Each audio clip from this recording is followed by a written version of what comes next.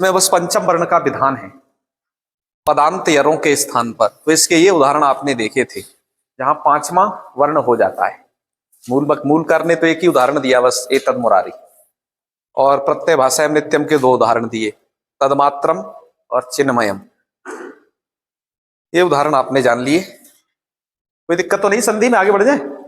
ठीक है, बताते रहना। अब परसवर्ण संधि है, एक ये छोटी सी, एक ही उदाहरण इसका यहां दिया हुआ है। इस संधि का रूल बहुत सिंपल है। परसवर्ण संधि वन लिखा है, माने कि ये पहले प्रकार की है। और अपने आके किताब भी खोल के रख ले, लघु सिद्धांत तोरली सूत्र पढ़ा रहे हैं उसमें। सूत्रार्थ है तवर्गस्य लकारे परे परसवर्ण। तवर्ग एक साइड में होना चाहिए, उसके बाद में ल परे होना चाहिए, सिर्फ एक वर्ण। तवर्ग माने तथा दध न, इनसे ल परे होगा तो इस संधि की कंडीशन बनेगी। जान पा रहे हो? उदाहरणों से और स्पष्ट हो जाएगा। ये डायग्राम में भी आप देख रहे हो, तवर्ग हो गए, इनसे यदि ये ल परे है तो पर सवर्ण हो जाएगा। पर सवर्ण का मतलब है पर में स्थित है वर्ण ल, उसी का सवर्णी होगा ल, उसी का सवर्णी होगा ल। अब ल दो प्रकार का है, यवला द्विधा में बताया है, एक अनुनासिक और।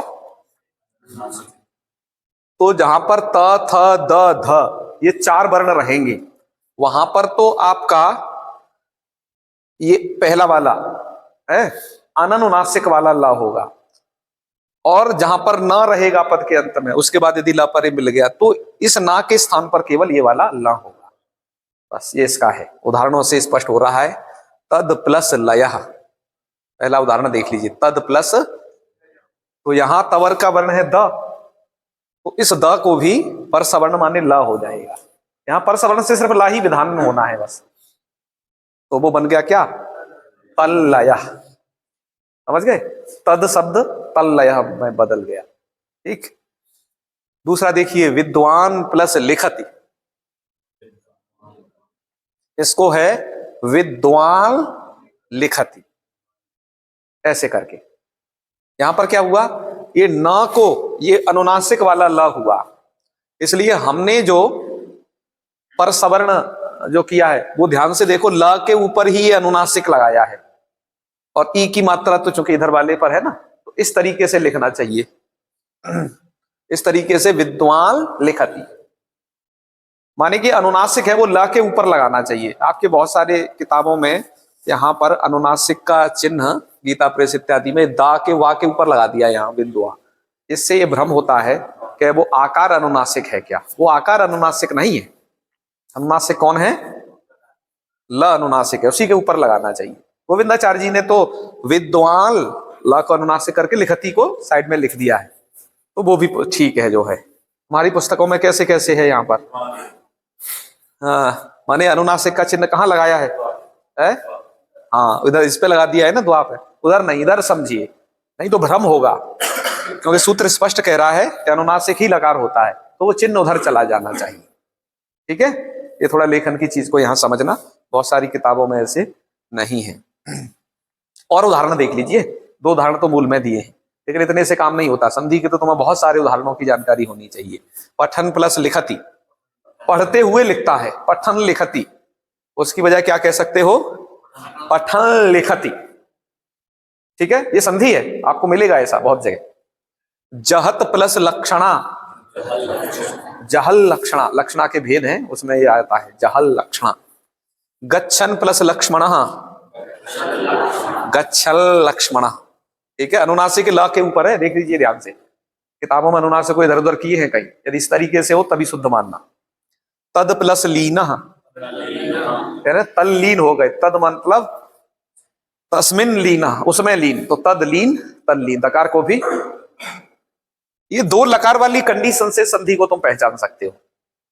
जैसे उदलेख, उल्लेख, यद लक्षणम, यल लक्षणम, ऐसे आप उसे समझ जाना कि यह संधि है। जान गए ना इसके उदाहरण?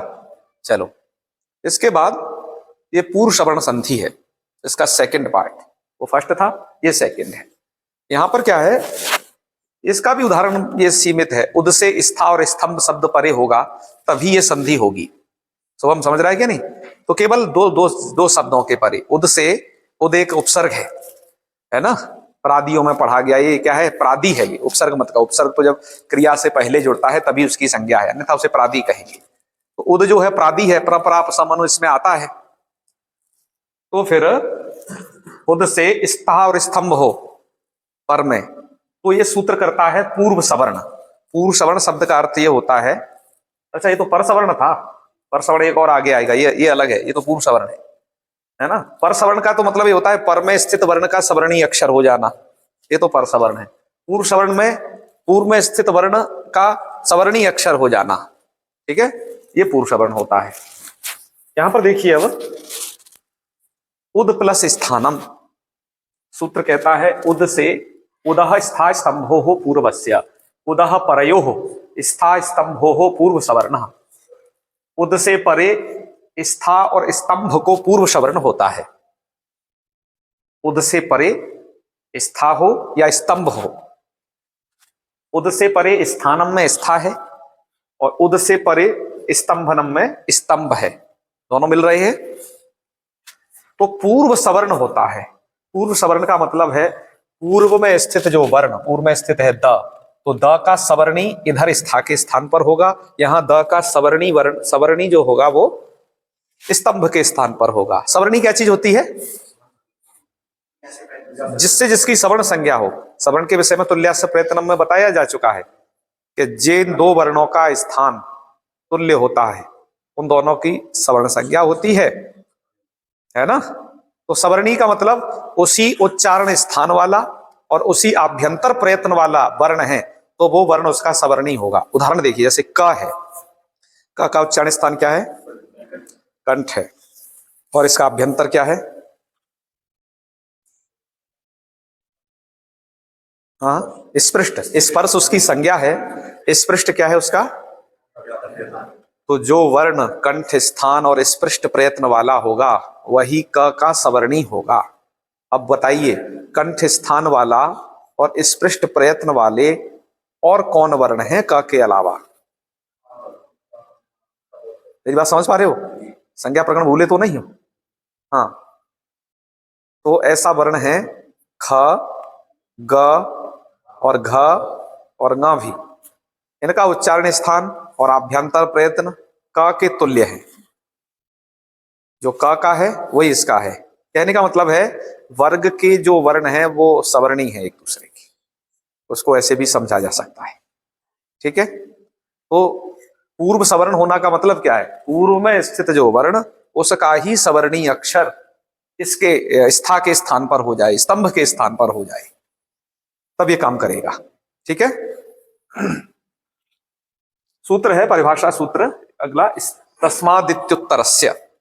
जो परिभाषा सूत्र होते हैं इनका कार्य विधि सूत्रों के साथ मिलकर के होता है। विधि सूत्र है उदह स्था स्तंभो पूर्वस्य, परिभाषा सूत्र तस्मादित्युत्तरस्य है। परिभाषा सूत्र जो है अपने किसी चिन्ह को देख करके विधि सूत्रों के अर्थ करने में सहयोग करते हैं। तस्मादित्युत्तरस्य में जो तस्मात है ये कौन सी विभक्ति का रूप है, पंचमी का रूप है, ठीक है। तो तस्मात् इसका अर्थ किया पंचमी निर्देशेन क्रियमाणम कार्यम। यदि कोई सूत्र पंचमी का निर्देश मान करके किसी कार्य का विधान करता है, पंचमी का निर्देश माने जिस सूत्र में पंचमी विभक्ति दिखाई दे, उदह स्था स्तंभो हो पूर्वस्य, यहां पूर्वस्य में षष्ठी है, स्था स्तंभो में भी षष्ठी है, उदह में पंचमी है। जब आप हलंत पुल्लिंग में शब्दों के रूप चलाते हो ना, तो हलंतों का जो है, जैसे अच शब्द है, अच का पंचमी में बनता है अचह, ऐसे उद का क्या बनेगा, उदह।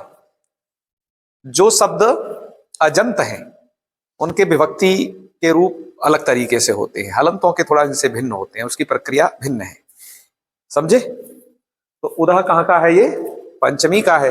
तो तस्मादित्युत्तरस्य इसी को देख करके प्रवृत्त होगा इस सूत्र में, इस सूत्र के अर्थ में सहयोग करेगा। ये कहता है पंचमी निर्देशेन क्रियमाणम कार्यम, पंचमी निर्देश से जो कार्य क्रियमाण हो, मतलब जो कार्य किया जा रहा है वह वर्णों के व्यवधान से रहित पर को जानना चाहिए, वह कार्य वर्णों के व्यवधान से रहित पर को जानना चाहिए। अब देखो एकदम समझो, ये सूत्र ये कहना चाहता है पंचमी निर्देशेन क्रियमाणम कार्यम, उदह स्था स्तंभो पूर्वस्य। इस सूत्र में उदह इस पंचमी का निर्देश करके क्रियमाण कार्य है पूर्व सवर्ण कार्य। ध्यान से फिर से इस पंक्ति को सुनो। पंचमी निर्देशेन क्रियमाणम कार्यम उदास्त स्तंभो। इस सूत्र में पंचमी निर्देशेन क्रियमाण कार्य क्या है? पूर्व सवर्ण कार्य। तो पंचमी निर्देशेन क्रियमाणम कार्यम वर्तते पूर्व सवर्ण कार्यम। वह जो कार्य होगा वो वर्णांतरेण अव्यवहितस्य, वह कार्य वर्णांतरेण अव्यवहितस्य, वर्णांतरेण मतलब किसी अन्य वर्ण के व्यवधान से रहित होगा। यानी का मतलब क्या है? उद से डायरेक्ट स्था या स्तंभ परे हो, अन्य वर्ण का किसी का बीच में व्यवधान नहीं चलेगा। समझे? इसलिए उदह परयो कहने से ऊपर वाले सूत्र में ये अस्पष्ट था कि उद से परे स्था स्तंभ हो, बीच में व्यवधान चले या न चले, ये अस्पष्ट था। लेकिन इस सूत्र ने कह दिया कि नहीं, किसी दूसरे वर्ण का व्यवधान नहीं होना चाहिए, माने उद से डायरेक्ट परे स्था और स्तंभ होना चाहिए। इस सूत्र ने इसके अर्थ में सहयोग किया। इस सूत्र का अब अर्थ ऐसे समझना, उद से अव्यवहित परे स्था और स्तंभ हो। उद से, हमारी कंडीशन वैसे ही है, उद से अव्यवहित परे, अव्यवहित परे मतलब डायरेक्ट परे, बीच में कुछ और वर्ण ना हो। उससे स्था और स्तंभ हो, तो स्था है यहां पर, उससे स्तंभ यहां पर है, बीच में कुछ वर्ण का व्यवधान नहीं है। माने कि यदि यहां उद प्रस्थानम रहता, प्र का व्यवधान, तब ये सूत्र नहीं लगेगा, क्योंकि प्र का व्यवधान आ गया, उसके उद के बाद डायरेक्ट स्था नहीं मिल पाया है। तो ऐसा वर्ण का जहां व्यवधान रहेगा तब ये सूत्र नहीं लगेगा। उद से डायरेक्ट परे स्था और स्तंभ चाहिए। ये इन दो सूत्रों का आशय आपने समझा। अब ठीक है, अब तक हम इन निर्णय पर पहुंच गए, उद से डायरेक्ट परे, अव्यवहित परे, है ना, जो इसके शब्द हैं, उस उद से अव्यवहित परे स्था और स्तंभ हो तो पूर्व सवर्ण होता है।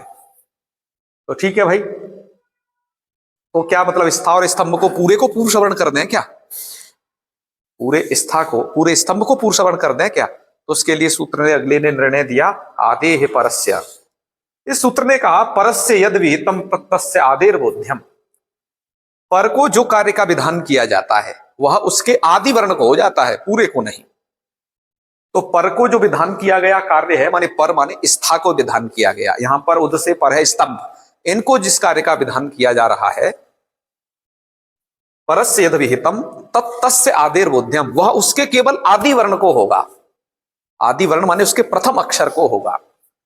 तो उद से ये पूरा स्था है, इसको पूर्व सवर्ण होना है। इस सूत्र ने कहा कि पूरे को नहीं करो, उसके सिर्फ आदि माने पहले वाले वर्ण को करो, तो ये स के स्थान पर पूर्व सवर्ण होगा। यहां पर भी स्तंभ पूरे के स्थान पर पूर्व सवर्ण ना होकर के उसके आदि वर्ण केवल स के स्थान पर पूर्व सवर्ण होगा। अब कहा कि जी पूर्व सवर्ण में क्या करें? यहां पर देखा पूर्व सवर्ण द है, यहां पर भी द है, तो पूर्व में स्थित वर्ण है द। द के सवर्णी वर्ण कितने हैं? 5। मैंने बताया ना, जो वर्ग में जो वर्ण होगा उसके वो सवर्णी हैं सब। तो इसके तथा दादा ना 5 वर्ण हैं। अब इन 5 वर्णों को इस सा के स्थान पर इनमें से ही पूर्व सवर्ण करना है। तो क्या ये सबके सब बैठा दें कि नहीं? यहां पर अब स्थानिंतरतमः का प्रसंग होता है। ये परिभाषा सूत्र आप पहले पढ़ चुके हैं। एकस्य स्थाने अनेकानाम आदेशानाम प्राप्ति है। एक के स्थान पर अनेकेशाम, है ना, अनेकेशाम आदेशानाम प्राप्ति, अनेक आदेशों की प्राप्ति है। तो यहां पर अब इस स के स्थान पर पूर्व सवर्ण कहने से 5 की प्राप्ति है। अब इनमें से कौन होगा? तो स्थानांतरतम कहता है कि जो अंतरतम होगा वो हो जाएगा, है। प्रसंगे सती सदृशतम आदेश स्यात्, प्रसंग होने पर जो सदृशतम है वो हो जाएगा।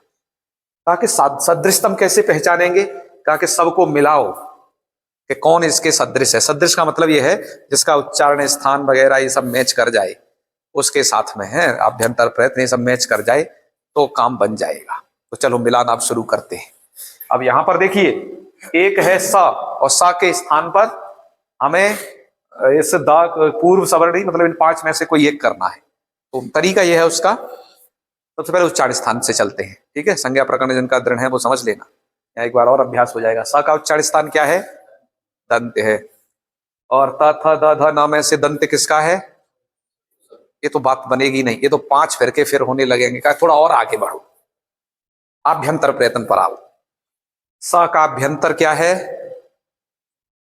ईषद विपरीत। अरे भुला गए हो, बोल नहीं रहे, बोलो। ईषद संज्ञा प्रकरण ना बोलो, संधि की जड़ संज्ञा प्रकरण से निकली है, ठीक है। संधि तभी कर पाओगे अच्छे से, इसलिए उसे भूलो ना। पढ़ाया भूलने के लिए थोड़ी ना, रिवीजन करो, रिवीजन के द्वारा विद्या स्थापित होती है। तो देखिए ये आ गया ना, स दंत, दंत दंत से उच्चारण स्थान से काम बनाना है। आभ्यंतर में चले तो सकार का है ईसद विवृत। अब बताओ इनमें से ईसद विवृत किसका है? त थ द ध न में से ईसद विवृत इनका होता है, जानते हो क्या नहीं? बोलो।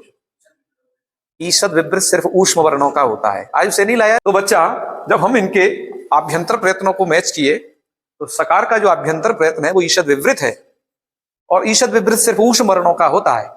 और ये जो त थ द ध न है इनका आभ्यंतर क्या है? स्पृष्ट, क्योंकि कादयो मावशाना स्पृष्टाहा, का से लेकर के मां पर्यंत जो वर्ण है स्पर्श संज्ञक हैं, और उन्हें उनका प्रयत्न स्पृष्ट होता है, आभ्यंतर प्रयत्न। याद आया रे कुछ? ऐसा पढ़ा था, स्वप्न आ रहा है कुछ? तो अब तो बात बिल्कुल नहीं बनी, क्योंकि वो ईसद स्पृष्ट है, वो जो है विवृत, ईसद विवृत है, और ये जो है तथा ददना स्पृष्ट है। इससे बात नहीं बनी, और आगे चलना पड़ेगा, बाह्य प्रयत्न की दुनिया में अब कूदना पड़ेगा। तो चलिए बाह्य प्रयत्नों को मैच किया। सा का बाह्य प्रयत्न क्या है? हाँ, खर में आ रहा है ना, था चढ़ता तो खरो विवारा, माने कि ये जो है विवार श्वास अघोष है, ठीक है। और साथ एक और बाह्य प्रयत्न और बच गया, ये महाप्राण है कि अल्प प्राण है? स महाप्राण है। तो सकार जो है आपका दंत स्थान वाला, विवार श्वास घोष वाला और महाप्राण है। और इनमें से यदि खोजो तो त विवार श्वास अघोष है, थ विवार श्वास अघोष है, द जब अगर 10 में ऊपर निकल गया है, ठीक है, वो खर में नहीं आता है तो इसलिए विवार श्वास अघोष नहीं है। और ध और न ये भी ऊपर निकले रहते हैं हस प्रत्याहार में, तो ये तो संबारनाद घोष है। ये 3 वर्ण संबारनाद घोष हैं, 2 विवार श्वास अघोष हैं। पर इनमें से भी त अल्प प्राण है वर्ग का प्रथम अक्षर होने से, और थ ही केवल क्या है? इतनी कुंडली मिलाने के बाद अब हमने ये जाना कि इसका जो सकार का जो सवर्णी है वो थ हो सकता है, इसमें योग्यता सबकी अपेक्षा अधिक है। तो इसलिए पूर्व सवर्ण जब भी होगा इस स्थान पर तो अब सकार को सीधा क्या हो जाएगा? थकार। आपके मूल ग्रंथ में एक पंक्ति दी है, इति सस्य था, मतलब आधे परस्य से पर को जो विधान किया जाता है वो उसके आदि वर्ण को होता है। तो इस प्रकार से सकार को थकार होता है पूर्व सवर्ण के रूप में। समझिए इस बात को। तो भैया सकार को थकार कर दिया तो स्थिति हो गई उद थ थानम, उद थ तंभनम।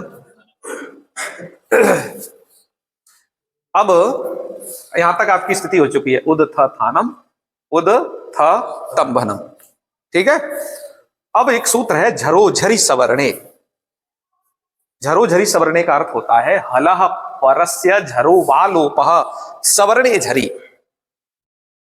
स्थिति समझ गए? हलह पर माने हल से परे, झरो वालोपः झर का लोप होता है। प्रत्यार बोलते हैं पाणिनि जी, उनके वर्ण आपके दिमाग में आ जाने चाहिए। तो हल से परे झरो वालोपः झर का लोप होता है, विकल्प से सवर्णे झरी, सवर्ण झर पर में रहे तब।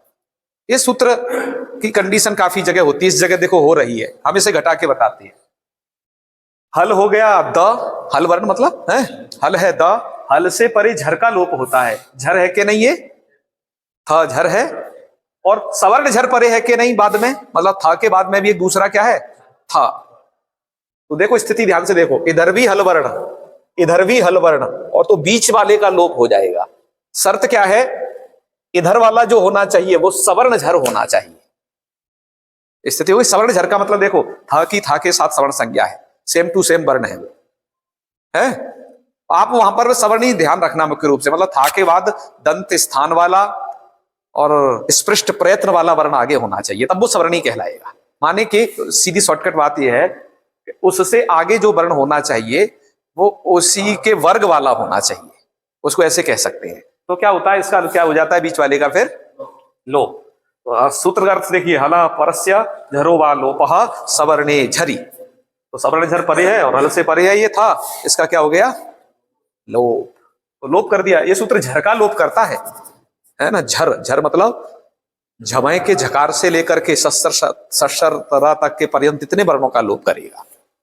ठीक है, तो देखिए स्थिति हो गई उद्धानम, क्या हो गई? स्थिति हो गई उद्धानम। ये सूत्र है चर्तु संधि वाला जो इस स्थल पर दर्शाया है। हम कहते हैं ना चर्त हो गया। चर्त क्या चीज है समझो इसे। खरी च सूत्र है। सूत्र का अर्थ होता है खरी झलाम चरहस्यु। खरी का मतलब जब खर प्रत्याहार के वर्ण पर में हो। खर प्रत्याहार में कौन आते हैं? खप छठ था दूसरे वर्ण, वर्ग के दूसरे वर्ण है ना, वर्ग के दूसरे। और खप छठ था, चटता कप प्रथम वर्ण, और इतने ही आते हैं ना खर में। हाँ तो अच्छा ये वाले तो झल वाले हैं। इधर तो हमने झल लिखा है, खर इधर परे होना चाहिए। तो क्या होता है? खरी खर प्रत्याहार पर में हो, माने कि वर्ग के प्रथम वर्ण और वर्ग के द्वितीय वर्ण और सा यदि पर में हो तो झलाम, झलों को चर होता है। यहां पर झल है स्थानीय, झलों को चर होता है। झल माने ये वाले वर्ण। झाबा या घड़ 10 से ले लो। झाबा या घड़ धा में चतुर्थ आ गए, जब गढ़ द में तृतीय आ गए, जब गढ़ 10, और खप छठथा में द्वितीय आ गए, और चटता कपा में प्रथम वर्ण आ गए। तो इन झलों को क्या हो जाता है? चर हो जाता है। खरी झलाम चरहस्यु, चरा प्रथमा विभक्ति है। तो खर परे रहते झलों को क्या होता है? चर। कहने का मतलब है खर प्रत्याहार यदि बाद में हो और उससे पहले ये झल प्रत्याहार के वर्ण हो तो इन्हें चर हो जाएगा। चर का मतलब घ ग क को क, झ ज छ को च, तालु स्थान वाला, ढ ढ को ट, मतलब उसकी उसी वर्ग का प्रथम अक्षर हो जाएगा। इस कंडीशन को हम यहां देखते हैं बन रही है कि नहीं। उद्धानम लोप होने के बाद, जब झरोझरी सवर्णे से लोप हो चुका है, तब उस कंडीशन में उद्धानम ऐसी स्थिति होने पर क्या हुआ है? अब खर परे रहते झलों को चर। अब मुझे बताओ था खर परे है? अरे खपा छठा चढ़ता आ रहा है, उसमें था आ गया तो झल, द झल है, द झल है, झल में आ रहा है ना। जबा गड़ा देखो आगे ऐसे गिन के देख लिया करिए। तो उनको क्या हो जाता है? चर हो जाता है। अब चर हो जाता है का मतलब तुम्हें शॉर्टकट तरीका बता देते हैं। द किस वर्ग में आता है? तो उसका प्रथम अक्षर हो जाएगा, क्योंकि ये हो गया, ये है द, तो इसका प्रथम अक्षर ये क्या? दंत स्थान वाला त हो जाएगा। तो ये त कर दिया तो बन गया उत्थानम। मिला दो, बन गया क्या? उत्थानम, एक तकार वाला। झरोझरी सवर्णे जो सूत्र है ये लोप विकल्प से करता है, माने इस था का एक बार लोप नहीं करेगा। इसमें वा पद आया है, वा, तो जहां वा पद आए वो सूत्र विकल्प करते हैं, मतलब एक बार प्रवृत्त नहीं होते हैं। जब ये एक बार ये प्रवृत्त नहीं होगा तब ये था का लोप नहीं करेगा। इस था का लोप, तो दो था दिखाई देंगे, और इस वाले दा को हर परे रहेगा ये था, तो उसको चर कर लेना उधर, तो तब दो थकार और एक तकार वाला रूप बनेगा उत्थानम। क्या बन जाएगा? सेम सिचुएशन यहां पर भी घटा लेना। एक बार तो बनेगा उत्तम्भनम और एक बार यहां पर भी मिला देना और दो है था वाला भी उत्तम्भन, ऐसे बन जाएगा। चर्त संधि के और भी बहुत सारे उदाहरण, क्योंकि ये तो इस स्थल पे पूर्व सवर्ण के बीच में हमने चर्त संधि को किया। ठीक है, चर्त संधि के अपने सेपरेट बहुत सारे उदाहरण होते हैं, क्योंकि खर परे रहते झलों को चर की स्थिति बहुत जगह है। यहां देखो ध्यान से, ये तुम्हें मिलते हैं शब्द दिग प्लस पाला। ठीक है, तो क्या हो गया? मतलब दिशाओं के पालन करता, दिक्पाला। यहां पर देखो, देखते जाओ, प्रथम वर्ण हो रहा है, इधर खर परे है, विराट प्लस पुरुषः, विराट पुरुषः। ठीक है, अच्छा एक और मैं बात पूछ रहा हूं, ये तो विराट प्लस पुरुषा का विराट पुरुषा बन गया, और विराट प्लस मनुष्य होगा तो क्या बनेगा? है? अनुनासिक हो जाएगा। समझ रहे हो ना? थोड़ा लिख के बताना पड़ेगा, कुछ बच्चे अभी समझ नहीं रहे।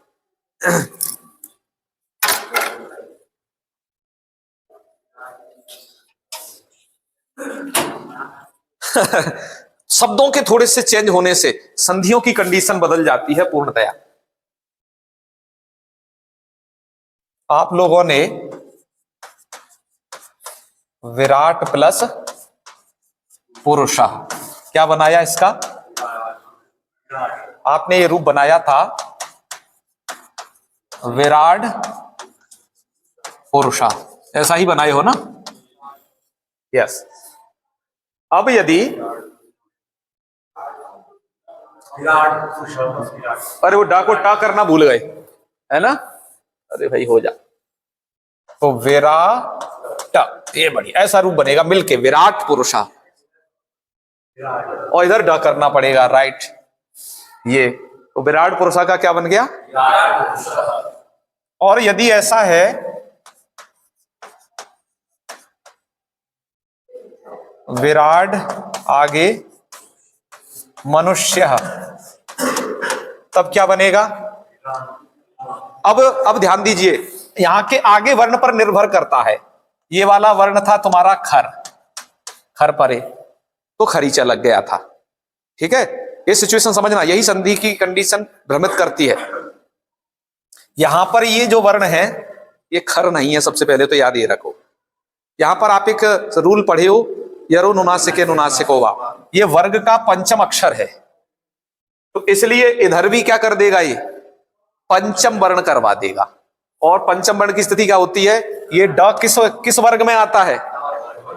ट वर्ग का पंचम कौन है ना? तो कहने का मतलब रूप आपका ये बनेगा, देख रहे हो थोड़ी थोड़ी चीज से कैसे, है ना? चलो एक और।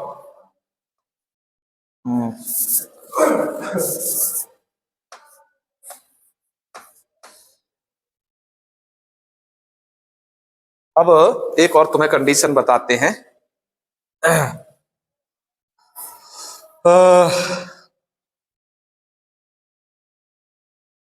विराड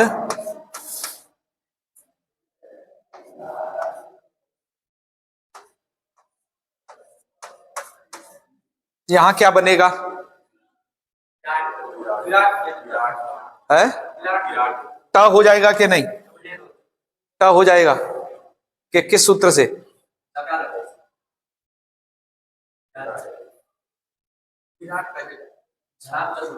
है झलाम जो सुनते तो हमने लगा के ही रखा है, ड तो कर ही लिया है, तृतीय वर्ण तो है ऑलरेडी, है ना?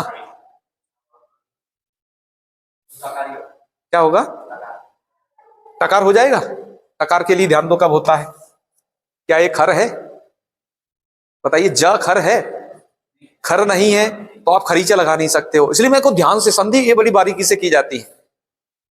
ये वाला वर्ण खर नहीं है, इसका मतलब क्या है कि ये डकार वाला ही सही रहेगा। डकार वाला सही रहेगा क्या नहीं? विराड जगत पर और तो विचार किया जाए, ये बंदा टवर्ग का है और ये वाला किसका है? तो और कोई संधि हो सकती है नहीं उस जस्तु के बाद? अरे ऐसी कोई संधि के रूल पढ़े हो जिसमें एक साइड टवर्ग हो, एक साइड चवर्ग वाला वर्ण हो? है इष्टुनाष्टु, क्या पढ़े हो? इष्टुनाष्टु पढ़े हो ना, सामान्य ना। पर इष्टुनाष्टु यहां लग पाएगा? क्यों नहीं लग पाएगा, नियम बताओ।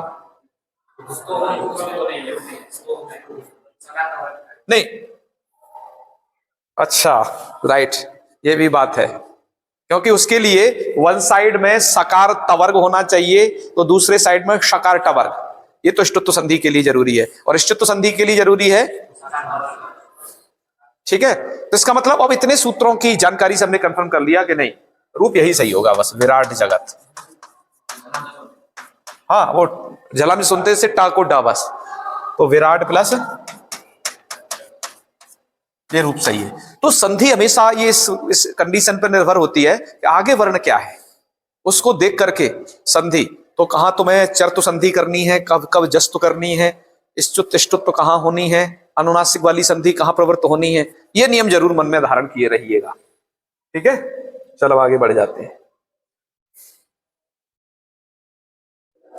अब जैसे देखिए अनुष्टुभ छंद, अब देखो इधर जो भी है खर परे वाले उदाहरण है, खर परे है तो ही खरी चाहे, अन्यथा उसकी प्रवृत्ति नहीं है। तो छंदा का छा खर परे है तो भाग को क्या हो जाएगा?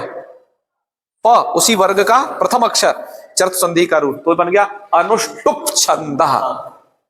ठीक है, उद प्लस पतति, उत्पतति माने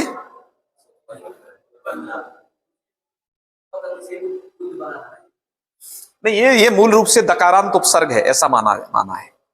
ये दकार है, उदुपसर्ग दकारांत है। ठीक है, ये हम बता चुके हैं अच्छे से। उत्पत्ति माने नहीं, उड़ता है, उत्पत्ति को उड़ने अर्थ में लेते हैं। ठीक है, जगत प्लस पति, ये शब्द तकारांत है, जगत है, पति है। जगत शब्द पदांत होने से पहले इसमें जस्तु संधि हो गई, ये दकार हो गया है। लेकिन जस्तु संधि के लिए हमने बताया था कि जस्तु संधि वहां प्रभावी नहीं होगी जब यदि खर परे मिल जाएगा, तो उसे वो फिर से प्रथम तकता में बदल दिया है। इन बातों को ध्यान रखना क्या कहा जा रहा है। इसलिए जगतपति, तादृग, ये तादृक दृश्य था, पहले शकार था, और उससे भी पहले तुम हलंत पुल्लिंग में पढ़ोगे, उसको कुत्त हो गया ग, तो तादृग कर्म, और आगे कर्म परे है तो खरीचा सूत्र से उसको, तो देखो तादृक कर्म माने प्रथम अक्षर हो जा रहा है। युयुध प्लत सवह, युयुत सवह। एक बात और ध्यान देंगे, जस्तु संधि का रूल पदांत में लगता है, अनुनासिक संधि वाला रूल भी पदांत वाला है। खरीचा संधि का जो रूल है वो पदांत वाला नहीं है। जो चर्तु संधि है और जो आपके इष्टुत्व इष्टुत्व संधियां हैं, उनके रूल पद व पदांत वाले नहीं है ना, वो वैसे भी सामान्य न प्रवृत्त होते हैं। आज हमने यहां तक पढ़ा, इससे आगे छत्तु संधि को कल से पढ़ते हैं। ठीक है।